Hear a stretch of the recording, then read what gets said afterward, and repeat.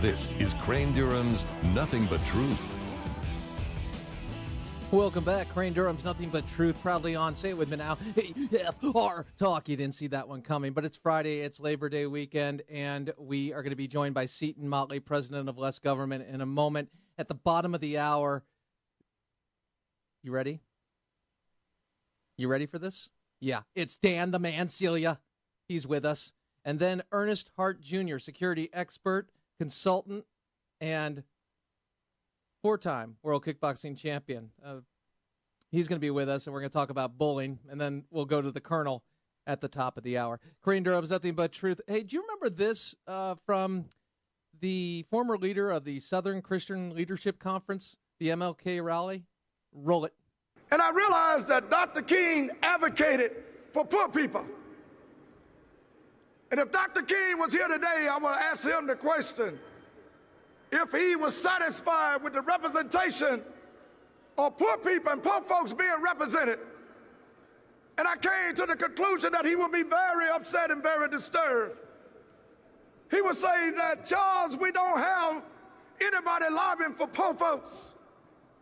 And it is because of the lack of people who are concerned about the least of these. People are suffering and they are hurting. He would say that we must still hit the streets.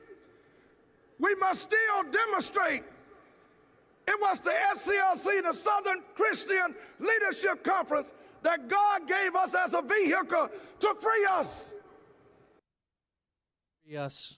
Well, in order to be free, he went and started speaking, well, he spoke to in his speech about marching. And interestingly enough, there has been a march, and it was organized by the AFL-CIO, and by organized meaning that it was funded by them, and it was a nationwide fast food strike. On the line with us right now is our good friend Seton Motley. He is president of Less Government. And can you think of a better thing to be president of right now as we think about so many things in our society? Hey, Seton, I wanted to play this for you and get your thoughts because very interesting thing that's happening. Recognizing that the race card is puttering out, I guess that happens when you have Al Sharpton being your leader. Sooner or later, even low information voters are like, what?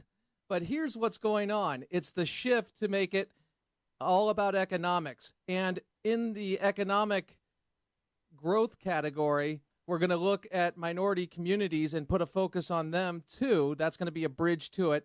And President Obama has attempted to do that, as well as some of the leaders in the liberal civil rights movement. Liberal not being classical economic liberal, but more, as you know, liberal, left-wing, socialist movement.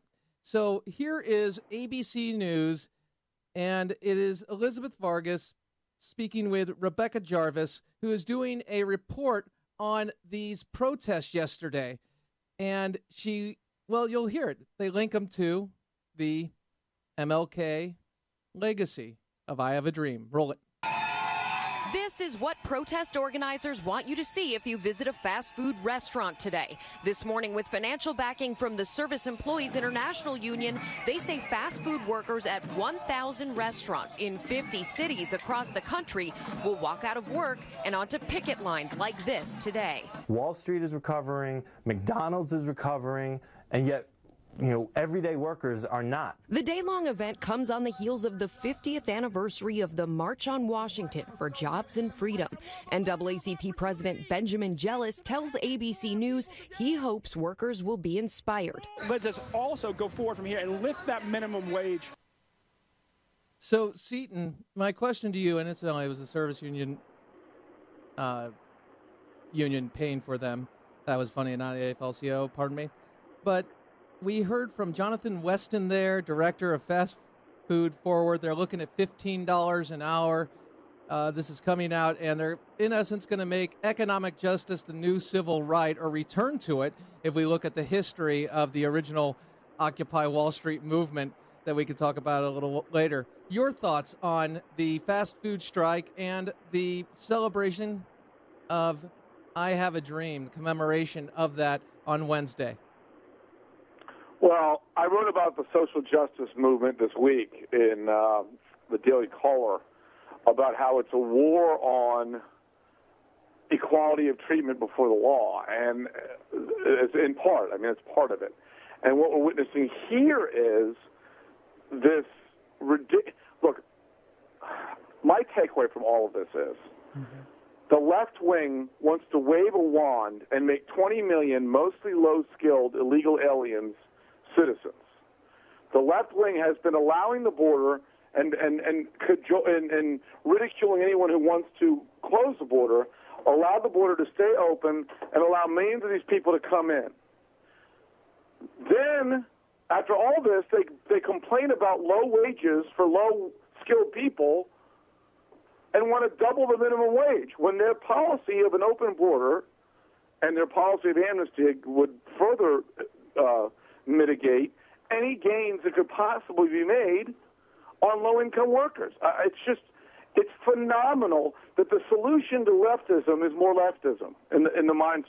You know, we haven't enforced the border. We've imported a bunch of low-skilled workers. The low-skilled workers aren't making enough money, so let's raise the minimum wage. It's patently absurd. And where does this end up going? Because now with Obamacare and the breakdown, 56% of the deadlines missed.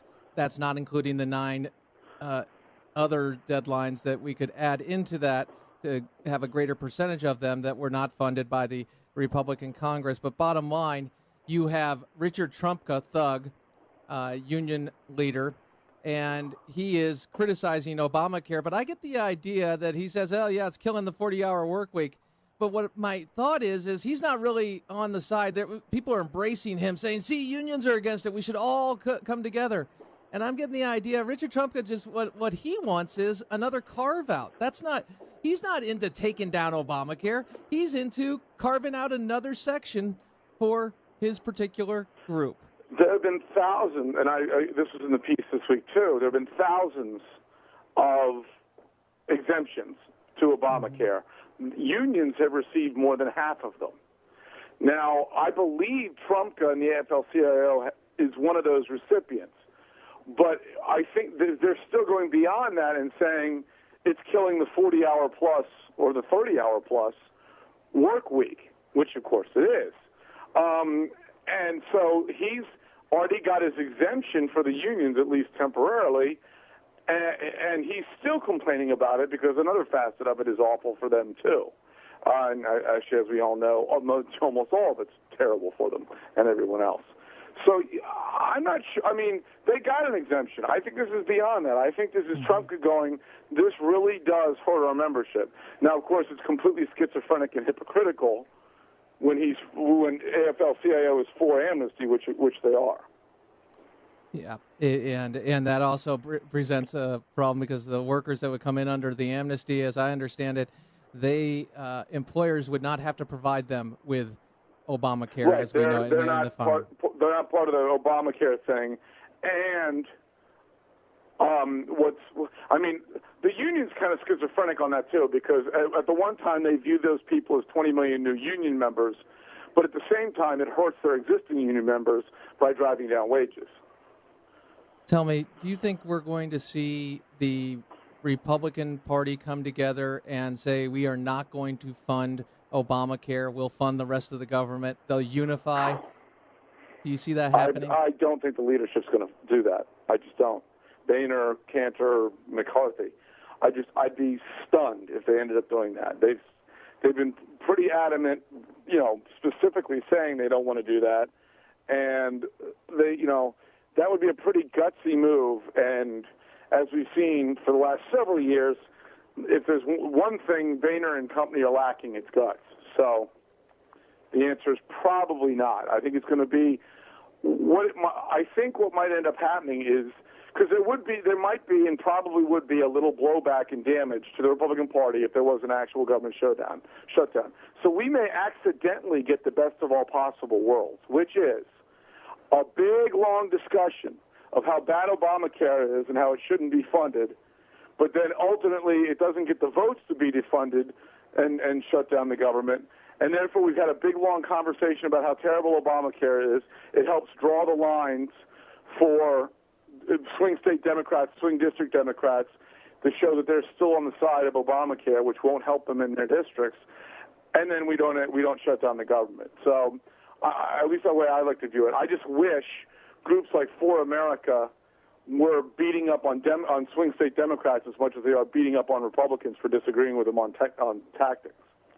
Yeah, that goes to the idea of the grassroots movement, the Tea Party movement, which achieved so much success for the Republican Party. And in 2010, tell me, will the Tea Party movement be back in force in 2014, and will they be better organized? Yes, they're learning what they're doing. When they started, there were a bunch of housewives and stuff like that, and they weren't politically savvy, which is understandable because not everybody is. Look at Boehner. I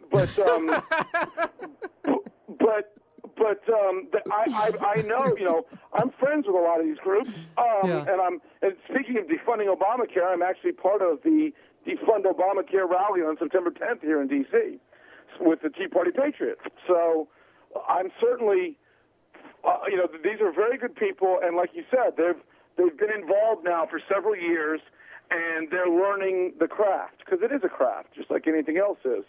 And yes, I think there will be a force, and I think there'll be a wiser and more effective force, because anybody that gets experience with something is better at it than they were when they were inexperienced at it. Final question for you: does MSNBC not have to make a profit, and how do they do it? How do they stay on? Because they brought Ed Schultz back, and I figured the ratings were dim enough. Yes. One of my favorite stories from a stupid tax policy perspective is a lot of Hollywood actors buy avocado farms because when you first plant to the time you actually can get avocados off the trees, it's like 10 years. So for 10 years, it's a tax write-off because it loses money. Yes. And so they hold the farm for 9 years and then sell it to an actual avocado farmer when it's actually going to start producing fruit. And I always say how stupid the tax code is, that it requires people to run around looking for ways to lose money. Yes. I think MSNBC is NBC Comcast's avocado farm. Hey, and do me a favor. You've got to know Chris Hayes. Just get on with him. Say, have me on, Chris Hayes. I would sell tickets to that. I think we could do a main event WWE thing. I think we'd outsell it. That would be like WrestleMania for politics right there. It would be wonderful. I've only met him once at an event where he was paneling, and I don't think he'll have me on the show. But I would take the opportunity if he gave it to me. You're the best, brother.